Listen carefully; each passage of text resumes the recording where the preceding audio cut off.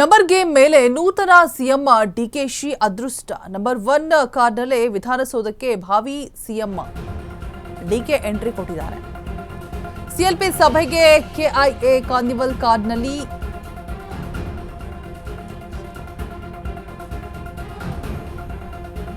DKShi ಆಗಮಿಸುತ್ತಿರುವಂತದ್ದು. K A 03NL 1000 ನೋಂದಣಿಯ ಕಿಯಾ carnival ಕಾರ್ನಲ್ಲಿ entry ಕೊಟ್ಟಿದ್ದಾರೆ.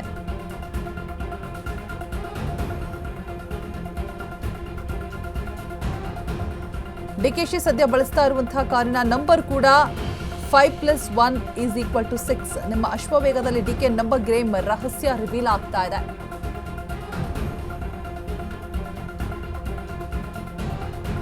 ನಂಬರ್ ಗೇಮ್ ಮೇಲೆ ನೂತನ ಸಿಎಂ ಡಿಕೆಶಿಯ ಅದೃಷ್ಟ ಇದೆಯಾ? ಹಾಗಾದ್ರೆ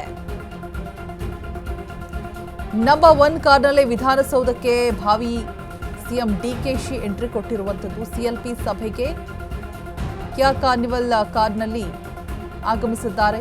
ಕೆಎ 03NL 1000 ನೋಂದಣಿಯ ಕಿಯಾ ಕಾರ್.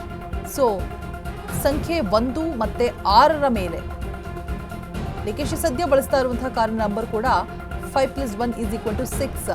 ನಿಮ್ಮ ಅಶ್ವವೇಗದಲ್ಲಿ ಡಿಕೆ ನಂಬರ್ ಗೇಮ್ನ ರಹಸ್ಯ ರಿವೀಲ್ ಆಗ್ತಾ ಇರುವಂಥದ್ದು.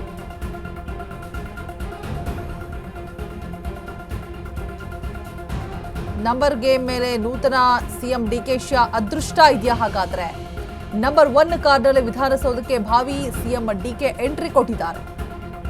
ಸಿಎಲ್ಪಿ ಸಭೆಗೆ ಕಿಯಾ ಕಾರ್ನಿವಲ್ ಕಾರ್ನಲ್ಲಿ ಡಿಕೆಶಿ ಆಗಮಿಸ್ತಾ ಇರುವಂಥದ್ದು.